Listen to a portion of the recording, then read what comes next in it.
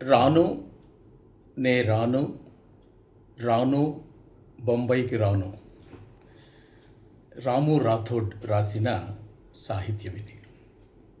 కొంతకాలంగా ఎక్కడ చూసినా ఇదే సాహిత్యం, ఇదే డ్యాన్స్. కొనరు స్త్రీలు కొనరు, కొనరు మల్లెలు జడలోకి కొనరు. కొందరు క్రైస్తవ బోధకులు చేస్తున్న బోధ ఇది. కొంతకాలంగా ఎక్కడ చూసినా ఇదే చర్చ, ఇదే రచ్చ. క్రైస్తవ విశ్వాస స్త్రీలు మల్లెపూలు కొనరు, జడలో పెట్టుకోరు బాబు. క్రైస్తవ స్త్రీలు జడలో మల్లెపూలు పెట్టుకోవడానికి వాళ్ళు ఏమైనా పిచ్చి పిచ్చి వేషాలు వేసి రోడ్ల మీద బరి తెగించి తిరిగే బజారు స్త్రీలు అనుకున్నావా? ఏమనుకుంటున్నావేంటి?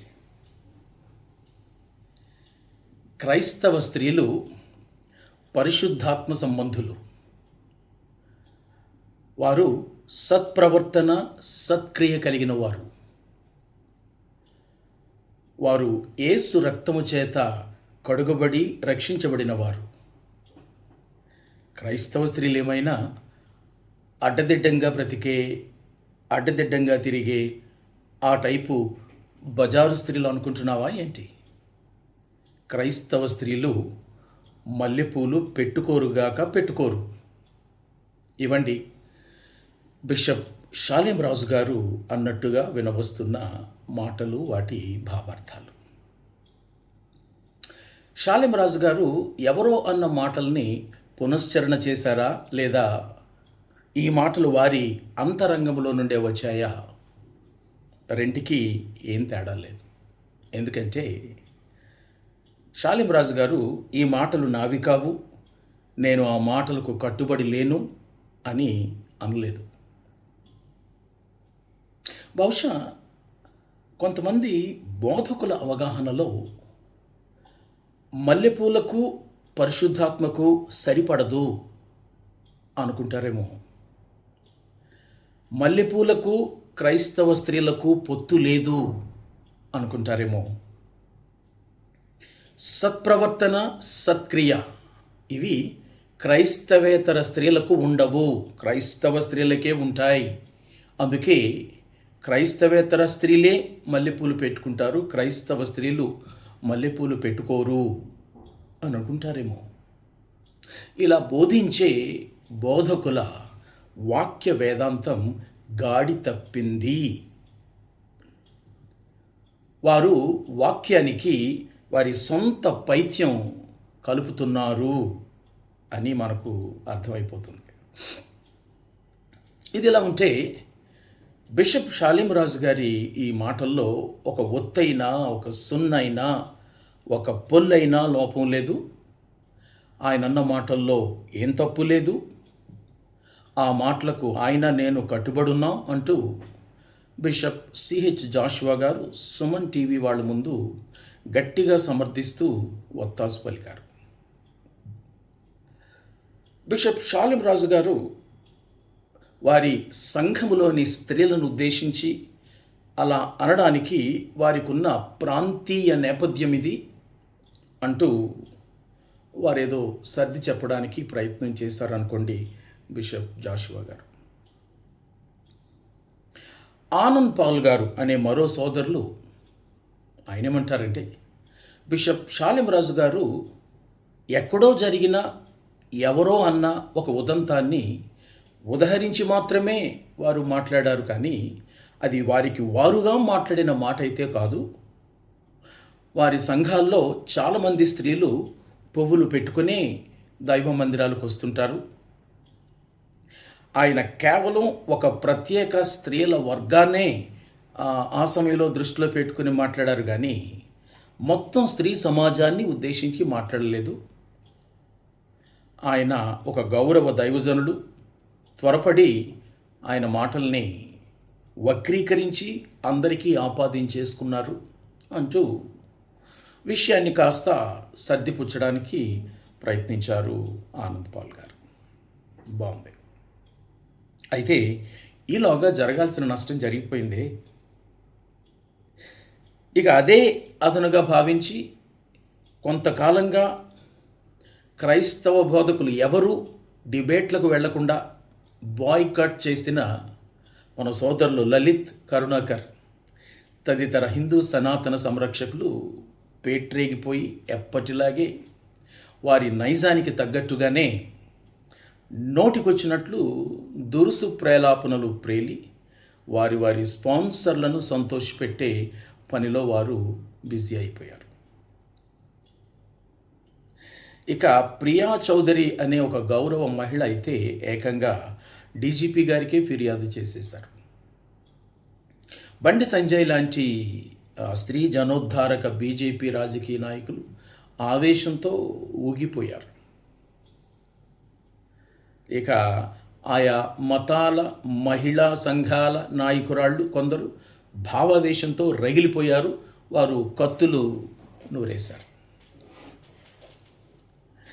ఇదిలా ఉంటే అసలు బిషప్ షాలేంరాజు గారి సహజ నైజం ఏంటి? స్త్రీలను గౌరవించే తత్వమా కాదా వారిది? వారి సంఘాల్లోని స్త్రీలు పువ్వులు పెట్టుకుంటారా లేదా? స్త్రీలు పువ్వులు పెట్టుకోవద్దు అని ఆయన ఏమైనా ఎప్పుడైనా ఆంక్షలు పెట్టారా లేదా? ఇలాంటి కొన్ని కనీస వివరాలైనా పరిశోధించి సేకరించి నిజ నిర్ధారణ చేసుకొని అప్పుడు ఆయన తేడాగా మాట్లాడారు అని అనిపిస్తే ఆయన మీద విరుచుకుపడితే బాగుండేది కదా. ఇంత రాద్ధాంతం ఈ పాటి దానికి అవసరమా అని మరికొందరు వ్యక్తం చేశారు. సరే ప్రియులారా, మెట్టుకు ఏదేమైనా మన సమాజంలోని ఈ వివిధ మతాల, వివిధ వర్గాల, వివిధ స్త్రీ పురుషుల అయిన వీరంతా అంత ఉద్ధృతంగా రగిలిపోతూ స్పందించడానికి వారి కారణాలు వారికి ఉన్నాయి. ఎందుకంటే ఇవి స్త్రీల మనోభావాలు, మత మనోభావాలు, సామాజిక సాంస్కృతిక మనోభావాలు, రాజకీయ మనోభావాలు, వీటన్నిటితో ఇవి ముడిపడి ఉన్నాయి. కాబట్టి సరిగ్గా ఇలాంటి వాడి వేడి పరిస్థితుల్లో ఎవరికి తోచిన వివరణలు వారు వీడియోలు చేసి పోస్ట్ చేసుకొని లైక్లు లెక్కేసుకుంటున్న నేపథ్యం. ఒక క్రైస్తవ వేదాంత ఉపదేశకునిగా, ఒక సామాజిక పరిశీలనావాదిగా నేను అన్ని మతాల, అన్ని వర్గాల, అన్ని సామాజిక, అన్ని సంస్కృతుల ప్రజల ముందుకు, ప్రత్యేకంగా మహిళా క్రియాశీలకవేత్తల ముందుకు నేను వస్తున్నాను. మరి ప్రత్యేకంగా యావత్ క్రైస్తవ బోధకులు, క్రైస్తవ భక్తులు, భక్తురాండ్ర ముందుకొచ్చి సవినయంగా చేసుకుంటున్న మనవి ఇది. సావధానంగా వినమని నా అభ్యర్థన.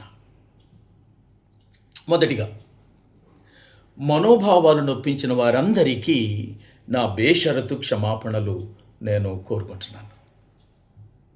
బిషప్ షాలేంరాజు గారు వారి స్థానిక సంఘ నేపథ్యాన్ని మాత్రమే దృష్టిలో ఉంచుకొని ఎక్కడో జరిగిన ఉదంతాన్ని తాను తన సంఘములోని స్త్రీలకు మాత్రమే ఉదహరించి ఉపదేశిస్తూ, మల్లెపూలు పెట్టుకునే స్త్రీలు మంచివాళ్ళు కారు అన్న అనాలోచిత, అన్థాట్ఫుల్, ఉద్దేశరహిత, అన్ఇంటెన్షనల్ భావం ఉంది చూశారు.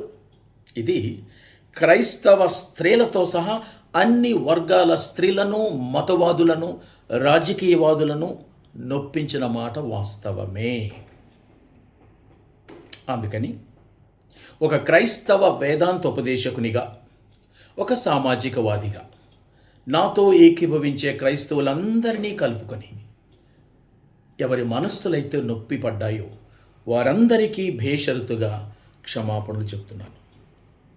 ఇక విషయాన్ని ఇంతటితో మంచి మనస్సుతో ముగించమని కోరుతున్నాను. ఇది నేను వ్యక్తం చేయాలనుకున్న మొదటి విషయం.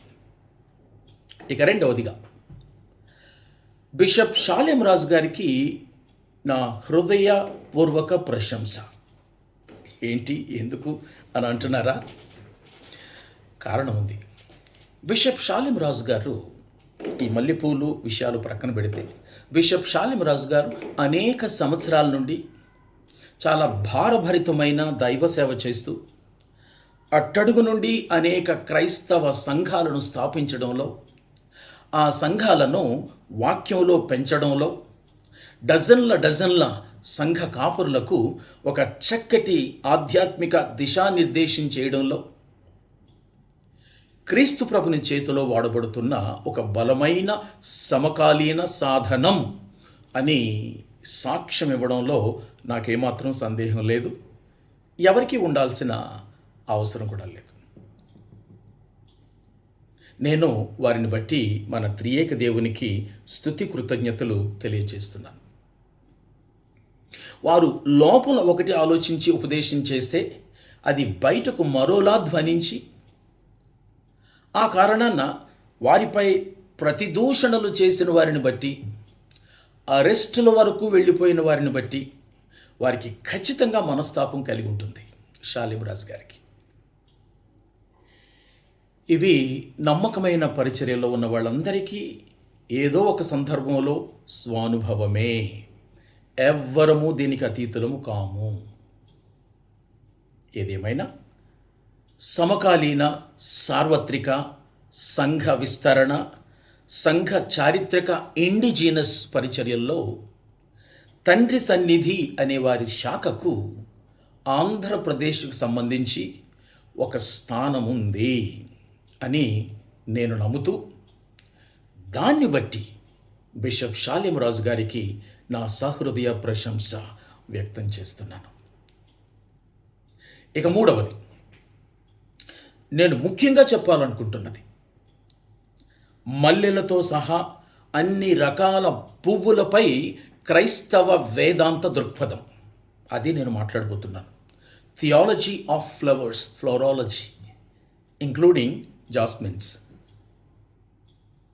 ప్రియులారా, పువ్వులపై క్రైస్తవ వేదాంత దృక్కోణం ఏంటా అని ఆలోచిస్తున్న వారంతా నాతో పాటు కలిసి ఈ సంక్షిప్త ధ్యానంలో పాల్గొమని నేను మీకు స్వాగతం చెప్తూ ఉన్నాను.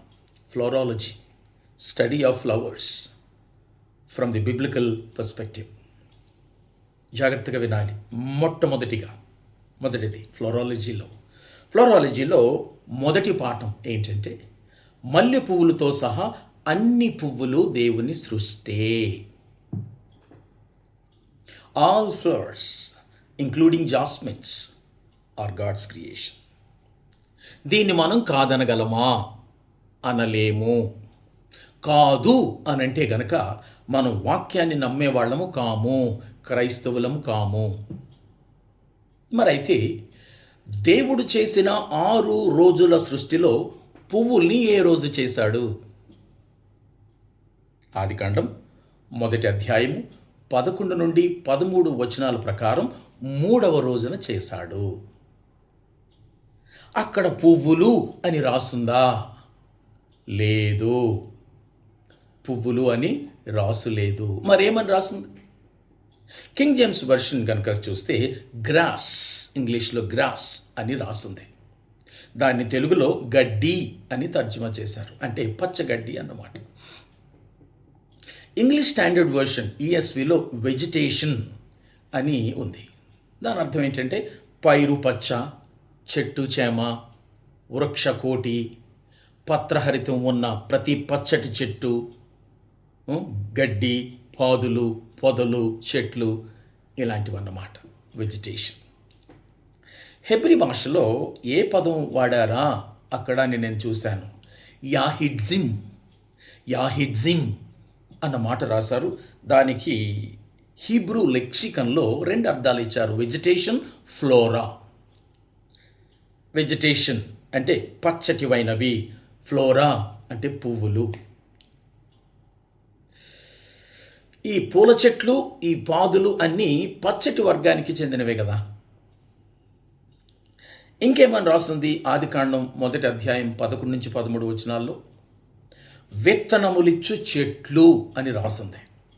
ప్లాంట్స్ ఈల్డింగ్ సీడ్ అని ఉంది. మరి మల్లెల సంగతి ఏంటి? మల్లెల విత్తనాల నుండి మల్లె చెట్టు వస్తుంది. దాని నుండి మల్లెలు పూస్తాయి. మల్లెలు విత్తనములు ఇచ్చు చెట్ల వర్గానికి చెందినవి. ఈ ప్రాసెస్ను వేగవంతం చేయడానికి ఇప్పుడు మల్లె విత్తనాల నుండి కాకుండా మల్లె దాని కొమ్మ అంటుగట్టి త్వరగా మల్లెపూలు పూయిస్తున్నారు అనుకోండి. కానీ మెట్టుకు మల్లెలు విత్తనాలిచ్చు చెట్టు వర్గానికి చెందినవి. కాబట్టి మల్లెలకు సంబంధించి వేదాంతపరమైన మొదటి విషయం ఏంటంటే, మల్లెలతో సహా పువ్వులన్నీ బైబిల్ దేవుని సృష్టే. 6 రోజుల సృష్టిలో 3వ రోజున దేవుడు పువ్వుల్ని చేశాడు. దీన్ని ఏ బోధకుడు కాదు అని అనలేడు. 2, ఫ్లోరాలజీలో 2వ పాఠం, మల్లె పువ్వులు మంచివి. All flowers including jasmine are good. దీన్ని కాదనగలమా? పువ్వులు లేదా మల్లెలు మంచివి కాదు అని అనగలమా? అనలేము. బైబిల్ని విశ్వసించే ఏ క్రైస్తవుడు క్రైస్తవురాలు కాదు అని అనలేరు. అంటే గనక మనం బైబిల్కు వ్యతిరేకంగా మాట్లాడుతున్నాం అని అర్థం. 6 రోజుల సృష్టికి వలె 3వ రోజు చేసిన పచ్చటి ఆకులు, అలములు, చెట్లు, చేమలు, పచ్చగడ్డి, పచ్చటి పొదలు, పువ్వులు, మల్లె చెట్లు, ఇవన్నీ కూడా మంచివి అని దేవుడు సర్టిఫికెట్ ఇచ్చాడు. ఆదికాండం 1 అధ్యాయం 12వ వచనంలో దేవుడు మల్లెపూలను మంచివి అన్నప్పుడు అవి చెడ్డవి అని ఎవరైనా అనగలరా?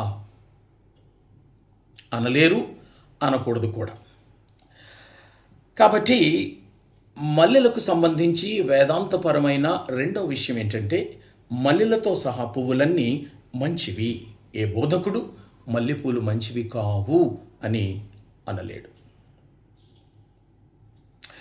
ఫ్లోరాలజీకి సంబంధించి 3వ పాఠం, మల్లెపూలు అందరి స్త్రీలతో పాటు క్రైస్తవ స్త్రీలు కూడా పెట్టుకోవచ్చు. All flowers including jasmine can be adorned by all women including women of Christian faith. దీని కాదనగలమా? క్రైస్తవ స్త్రీలు ఫలానా పువ్వులు పెట్టుకోవచ్చు, ఫలానా పువ్వులు పెట్టుకోకూడదు అని అనగలమా? బైబిల్ను విశ్వసించే ఏ క్రైస్తవుడు, ఏ బోధకుడు బైబిల్ చెప్పని ఇలాంటి విభజనలు, వ్యత్యాసాలు చెయ్యడు, చేయకూడదు. అలా గనక చేస్తే అతడు, ఆమె వాక్య స్ఫూర్తికి భిన్నమైన బోధ చేసేవాళ్ళు అవుతారు. దేవుని చేత సృజించబడిన మల్లెపూలను, దేవుని చేత మంచివి అని ప్రశంసించబడిన మల్లెలను క్రైస్తవ స్త్రీలు వాడకూడదు, వాటిని ధరించకూడదు అని బోధించే బోధకులు ఖచ్చితంగా హితబోధకులు కారు. వారిది హితబోధ, సౌండ్ ప్రీచింగ్ కాదు. అలా తలతిక్క బోధ చేసేవాళ్ళు, నేను అడుగుతున్నాను, బైబిల్లో ఎక్కడైనా ఫలానా పువ్వు చెడ్డది లేదా మల్లెలు చెడ్డవి, వాటిని వాడొద్దు, దైవభక్తి గల స్త్రీలు వాటిని ధరించొద్దు అని చెప్పిన ఒక్క సందర్భానైనా వారు చూపగలరా? ఒకటి మీరు చూపలేరు. ఉంటే కదా చూపడానికి. పైగా పరమగీతాలు 2వ అధ్యాయము 12 ఇలా చెప్తోంది, దేశమంతటా పువ్వులు పూసి ఉన్నవి. ఇది దేనికి సంకేతం? పువ్వులు ప్రేమకు, లవ్.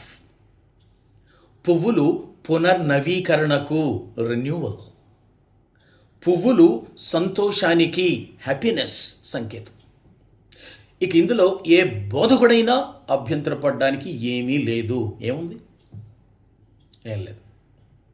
అలాగే యెషయా గ్రంథం 35వ అధ్యాయము మొదటి 2 వచనాలు ఇలా ఉన్నాయి. అడవి ఉల్లసించి కస్తూర పుష్పము వలె పూయును, అవి బహుగా పూయుచు ఉల్లసించును, ఉల్లసించి సంగీతములు పాడును, లెబానోను సౌందర్యము దానికి కలుగును, కర్మెలు షారోన్లకున్న సొగసు దానికుండును. ఇది దేనికి సంకేతం అండి? పువ్వులు పునరుద్ధరణకు, రెస్టరేషన్. పువ్వులు ఆశావహ దృక్పథానికి, హోప్ సంకేతం.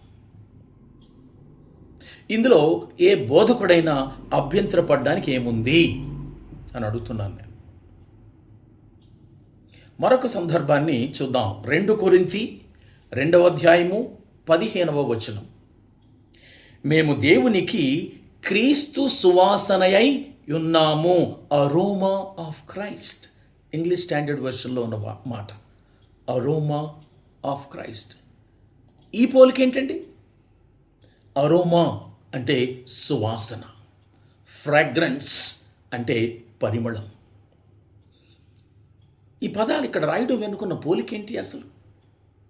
ఏమండి, సువాసన, పరిమళం అనగానే వెంటనే గుర్తుకొచ్చే వాటిలో ఒకటేంటి చెప్పండి? అవును, పువ్వులు, ఫ్లవర్స్. ప్రశాంతమైన గాలి మోసుకొచ్చే మల్లెలా లేదా గులాబీలా సున్నిత సువాసన, పరిమళ గుబాళింపులు గుర్తుకొస్తాయి.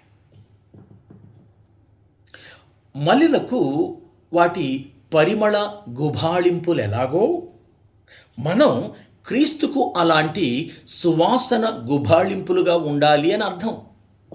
ఇక ఇందులో ఏ బోధకుడైనా అభ్యంతరపడడానికి ఏముంది పువ్వుల గురించి? కాబట్టి మల్లెలకు సంబంధించి వేదాంతపరమైన 3వ విషయం ఏంటంటే, మల్లెలతో సహా పువ్వులన్నీ బైబిల్లో మంచి పోలికల్లోనే వాడబడ్డాయి. కాబట్టి ఏ స్త్రీ అయినా, మరి ప్రత్యేకించి క్రైస్తవ విశ్వాస స్త్రీలు మల్లెలను ధరించకూడదు అన్న బోధ సద్బోధ కాదు, అది వాక్య విరుద్ధ బోధ. 4వది, ఫ్లోరాలజీలో 4వ పాఠం, మల్లెపూలకు రక్షణకు, అలాగే మల్లెపూలకు క్రైస్తవ భక్తికి ప్రత్యక్ష సంబంధం లేదు.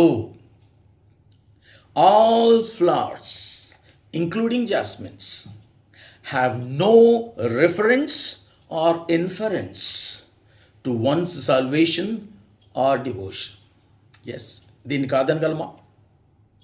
రక్షణకు, రక్షించబడిన తర్వాత క్రైస్తవులు చేసే భక్తికి మల్లెపూలకు సంబంధం ఉంది అని అనగలమా? ఉంది అని కనుక అంటే వారు సత్యవాక్యాన్ని సరిగా విభజించి బోధించేవారు అవుతారా? కారు. ఎఫెసీయులకు రాసిన పత్రిక 2వ అధ్యాయము 7 నుంచి 8 వచనాలు పరిచయ వచనాలు. వీటి ప్రకారం మనం విశ్వాసము ద్వారా కృపచేతనే రక్షించబడి ఉన్నాము. అది దేవుని ఉచిత వరం, అంతేగాని అందులో ఇక దేనికి సంబంధం లేదు. పువ్వులు పెట్టుకోవడంలో కానీ, పువ్వులు పెట్టుకోకపోవడంలో కానీ ఏం లేదు. అలాగే రక్షించబడిన తరువాత మనం రోజు చేసే భక్తి పెరగడమా తరగడమా అన్న దానిలో కూడా పువ్వుల ప్రస్తావన లేదు. కొంతమంది ఈ స్వయంశీలి లేదా స్వయం శైలి బోధకులు, సెల్ఫ్ స్టైల్డ్ ప్రీచర్స్ అని అంటాం. వీళ్ళు భక్తికి మల్లెపూలకు ఎందుకు ముడిపెడతారో అర్థం కాదు. ఈ గాడి తప్పిన బోధకుల్లో ఏ ఒక్కరైనా పువ్వులు పెట్టుకొనని స్త్రీలకు, పువ్వులు పెట్టుకునే స్త్రీల కంటే ఎక్కువ భక్తి, ఎక్కువ ఆధ్యాత్మికత, ఎక్కువ దైవామోదం ఉందని సూచించే ఒక్క వచనాన్నైనా బైబిల్లో చూపించగలరా వీళ్ళు? ఉంటే కదా వాళ్ళు చూపించడానికి. కాబట్టి రక్షణకు కానీ భక్తికి కానీ ఏ మాత్రమూ సంబంధం లేని ఈ అనవసరపు పువ్వుల గోలెందుకు ఈ బోధకులకు? వీళ్ళకెందుకు ఈ తోక బోధలు? కాబట్టి మల్లెలకు సంబంధించి వేదాంతపరమైన 4వ విషయం ఏంటంటే, మల్లెలకు రక్షణకు కానీ మల్లెలకు క్రైస్తవ భక్తికి కానీ లేనిపోని ముడులు వేసి ప్రసంగించే బోధకులు, సత్యవాక్యాన్ని సరిగా విభజించి బోధించే బోధకులు కారు. వీళ్ళతో జాగ్రత్తగా ఉండాలి. ఇక ఫ్లోరాలజీకి సంబంధించి 5వ పాఠం, బాహ్య అలంకరణల మీద అనవసర ఒత్తిడి తెచ్చేవాళ్ళు లీగలిస్టులు. Those who place unnecessary emphasis on external adornments are legalists. క్రైస్తవ స్త్రీలైనా క్రైస్తవ పురుషులైనా పువ్వులు, ఆభరణాలు, ప్రత్యేక రంగు బట్టలు ధరించుకోమని కానీ ధరించుకోవద్దని కానీ, క్రైస్తవ విశ్వాస స్త్రీల మీదైనా పురుషుల మీదైనా ఒత్తిడి చేస్తూ ఆంక్షలు పెడుతూ, ఇలా ఉంటే మీకు రక్షణ లేదు, అలా ఉంటే మీరు పరలోకానికి వెళ్ళరు అని చెప్పే బోధకులందరూ లీగలిజం క్రింద ఉన్న బోధకులే. వీళ్లకు దేవుని రక్షణ, దేవుని కృప, పరిశుద్ధాత్ముని సమాధాన పరిచర్య, వీటి మీద వాక్య అవగాహన వీళ్ళకి లేదు. కృపతో రక్షించబడిన విశ్వాసుల మీద అంతగా ప్రాముఖ్యం కాని వాటిని వారి మీద రుద్ది వారి జీవితాన్ని దుర్భరం చేసే లీగలిస్టులు వీరు. కొన్నేళ్లుగా ఆయా శాఖల వాళ్ళు వాళ్ళ ప్రత్యేకత కోసం వాక్యం స్పష్టంగా చెప్పని ఆయా నియమాలను వారు ప్రత్యేకంగా కల్పించుకొని సృష్టించుకొని వాటిని వాళ్ళ దగ్గరున్న విశ్వాసుల మీద దైవోపదేశాల్లాగా బలవంతంగా మోపుతున్నారు.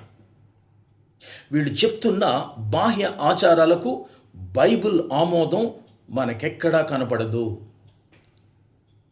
ఒక వచనాన్ని ఈ సందర్భంలో మనం జ్ఞాపకం చేసుకుందామా? మత్తయి సువార్త 15వ అధ్యాయము 9వ వచనం. సాక్షాత్తు మన ప్రభు అయిన యేసుక్రీస్తు వారే ఇలా అన్నారు అక్కడ, మనుషులు కల్పించిన పద్ధతులు దైవోపదేశములని బోధించుచు. మనుషులు కల్పించిన పద్ధతి అంటే ఏంటండి? దైవోపదేశం కాని దాన్ని దైవోపదేశం అని చెప్పి, దేవుడు నీ గురించి నాతో మాట్లాడాడు అని చెప్పి క్రైస్తవ విశ్వాసుల మీద తమ సొంత పైత్యాలను బల్లగుద్ది సూపర్ ఆధ్యాత్మిక వేత్తల తరహాలో సూపర్ స్పిరిచువాలిటీ ఒత్తిడి చేయడం అన్నమాట. మల్లెపూలు పెట్టుకోవద్దు, జడలు అల్లుకోవద్దు, రంగు బట్టలు వేసుకోవద్దు, తెల్ల వస్త్రాలే కట్టుకోవాలి, ఆభరణాలు ధరించొద్దు, ఒంటి మీద ఆభరణాలు ఉంటే నేను బాప్తిస్మం ఇవ్వను, ఇలాంటివన్నీ మనుషులు కల్పించిన పద్ధతులు. వీటిని వాళ్ళు దైవోపదేశాలుగా బోధిస్తారు. అందరి బోధకుల్లా ఉంటే ఎలా? కాస్త వెరైటీగా ఉండొద్దు అనే రకాలన్నమాట వీళ్ళు. మనుషులు కల్పించిన పద్ధతులు దైవోపదేశములని బోధించుచు వారు నన్ను వ్యర్థముగా ఆరాధించుచున్నారు. మత్తయి సువార్త 15:9. వారు అంటే ఎవరు? ఇదిగో ఇలా బోధించే బోధకులు. అది బిషప్ షాలేం రాజు గారైనా, బిషప్ సి జాషువా డానియల్ గారైనా, బిషప్ రంజిత్ ఓఫిర్ గారైనా, నేనైనా, మరెవరైనా. వారు అంటే ఇంకా ఎవరండి? మత్తయి సువార్త 15వ అధ్యాయము 6వ వచనం ప్రకారం వారికి నచ్చిన మానవ కల్పిత పారంపర్యాచారాల కోసం దేవుని వాక్యాన్ని సైతం నిరర్ధకం చేసేవాళ్ళు. ప్రభు వీరిని ఆయన కాలంలో ఏమని పిలిచాడో తెలుసా? వేషధారులు అని పిలిచాడు. మరి ఇప్పుడు 2025వ సంవత్సరంలో ఆ వెనకటి పరిసయ్యుల మనస్తత్వం కలిగిన నేటి బోధకులను వేషధారులు అని అనకుండా అభినందిస్తాడా ఏంటి? ఇంకా వారు అంటే ఇంకా ఎవరు? మత్తయి సువార్త 23వ అధ్యాయము 4వ వచనం ప్రకారం విశ్వాసుల మీద మోయశక్యం కాని భారమైన బరువులు పెట్టేవాళ్ళు వీళ్ళు. ఇక్కడ విషయం మనం మాట్లాడుకోవాలండి. మల్లెపూలు పెట్టుకోవడం లేదా బాహ్య అలంకరణలు పెట్టుకోవడం పాపం అని బైబిల్ ఎక్కడా చెప్పలేదు. ఒక వచనం, ఒక సందర్భం, 1 సమూయేలు 16వ అధ్యాయం 7వ వచనం ప్రకారం దేవుడు బాహ్య రూపాన్ని, బాహ్య అలంకరణను కాదు, అంతరంగాన్ని చూస్తాడు. ఇది మనం గమనించాలి. అలాగే 1 పేతురు 3వ అధ్యాయము 3 నుంచి 4 వచనాల ప్రకారం క్రైస్తవ విశ్వాస స్త్రీ పురుషులు అంతరంగ అలంకరణకు, అంతరంగ సౌందర్యానికి, తగుమాత్రపు ముస్తాబుకి, మోడెస్టీ అని ఉంటుంది ఇంగ్లీష్లో, తగుమాత్రపు ముస్తాబుకి, అంతరంగ భక్తికి, ఇన్నర్ గాడ్లీనెస్, వీటికి ప్రాధాన్యత ఇవ్వాలి అని 1 పేతురు 3 నుంచి 4 వచనాలు చెప్తున్నాయి. అంతేగాని పువ్వులు పెట్టుకోవద్దు, ఉంగరం తొడుక్కోవద్దు, మెడలో చైన్ వేసుకోవద్దు, రంగు చీర కట్టుకోవద్దు అని కాదు, కానే కాదు. ఆ మాటకు వస్తానండి, రోడ్డు మీద, బజార్లోనే కాదండి, మన సంఘ సహవాసంలోనైనా సరే పురుషుల్ని ఆకర్షించాలని స్త్రీలు, స్త్రీలను ఆకర్షించాలని పురుషులు ఏ ఎక్స్ట్రాలు చేసినా అది పాపమే, తప్పే. పువ్వులు అందుకోసం పువ్వులు పెట్టుకున్నా, అందుకోసం వస్త్రధారణ చేసుకుంటున్నా, పరస్పర ఆకర్షణ కోసం ఆభరణాలు ధరిస్తున్నా, పరస్పర ఆకర్షణ కోసం కృత్రిమ సౌందర్యానికి అధిక ప్రాధాన్యత ఇస్తున్నా, అనవసరపు స్టైల్స్ కొడుతున్నా, ఇవన్నీ తప్పు, పాపములు. అలాగే మన సంఘ సహవాసాల్లో ఒకని సంపదను ప్రదర్శించుకోవడానికి లేదా ఒకని దర్పాన్ని ప్రదర్శించుకోవడానికి హడావుడి చేస్తున్నా కూడా అది తప్పు, పాపం అవుతుంది. క్రైస్తవ సంఘాల్లో శృతి మించి రాగాన పడుతున్న ఈ డాబుసరులు, ఈ దర్పాలు, ఈ ప్రదర్శనలు, ఈ బాహ్య హడావుళ్ళు, ఇవన్నీ ప్రమాదకరమైనవి. బోధకులైన వారు ఇలాంటి పోకడలను గమనించాలి, ఎప్పటికప్పుడు హెచ్చరించాలి, సరిచేయాలి. అంతేగాని బైబిల్ చెప్పని వాటిని చెప్తున్నట్టు, చెప్పిన వాటిని విస్మరిస్తున్నట్టు ఉండకూడదు. ఇక ముగింపుకు వస్తే అసలైన ప్రశ్న, నేటి మన బోధకుల్లో ఈ ఉద్రేకపూరిత వాక్య విరుద్ధ బోధలు ఎందుకు వస్తున్నాయి? నేను 4 విషయాలు ధ్యానం చేశాను లేదా ఆలోచించాను. 1, వీళ్ళకు ఒక రకమైన మనస్తత్వం ఉంటుంది అనిపిస్తుంది. బైబిల్ చెప్పిందే మనం చెప్తే సరిపోదు, మనం ఇంకా ఎక్స్ట్రాలు పోవాలి, ఎక్స్ట్రా వివరణ ఇవ్వాలి అన్న మనస్తత్వం. ఇది ప్రమాదకరమైన మనస్తత్వం. ఆ పని మనం చేయకూడదు. 2, అందరికిలాగా నేను బోధిస్తే ఇక నా బోధ ప్రత్యేకత ఏముంటుంది? కాబట్టి మేము మల్లెపూలు పెట్టుకోవద్దు, రంగు బట్టలు వేసుకోవద్దు, ఆభరణాలు ధరించుకోవద్దు అంటే మేము కాస్త వెరైటీగా ఉంటాం కదా. ఇది వాళ్ళ అభిప్రాయం. ఇది దిగజారుడు మనస్తత్వం. ఇలా కూడా ఉండకూడదు. 3, మేము అందరికిలా సాధారణంగా బోధిస్తే అందులో ఏముంది ప్రత్యేకత? కాబట్టి మా బోధ ఎవరెస్ట్ రేంజ్ ఆధ్యాత్మికతలో ఉందని చూపించుకోవాలనుకుంటే కొన్ని చెయ్యొచ్చని చెప్పాలి, కొన్ని చేయకూడదు అని ఆంక్షలు పెట్టాలి అనే అభిప్రాయం. ఇది పరిసయ్య మనస్తత్వం. ఇది ఉండకూడదు. 4, పరిశుద్ధాత్మ ప్రేరేపిత హితబోధ. ఎవరైతే పఠించారో, ధ్యానించారో, బోధించారో, అన్వయించారో వారికి ఎలాంటి అభిప్రాయం ఏర్పడుతుందంటే లేదా ప్రజల్లో పుట్టిస్తారంటే తానేది చెప్తే అదే వేదం. ఈ మనస్తత్వం మూర్ఖ మనస్తత్వం. ఏమండి? ప్రమాదకర మనస్తత్వం, దిగజారుడు మనస్తత్వం, పరిసయ్య మనస్తత్వం, మూర్ఖ మనస్తత్వం. ఈ దిక్కుమాలిన మనస్తత్వాల వల్ల ఏం జరుగుతుందో చెప్పమంటారా? నేటి మన క్రైస్తవ బోధకుల్లో వాక్య విరుద్ధ పరవళ్ళు త్రొక్కుతున్నాయి.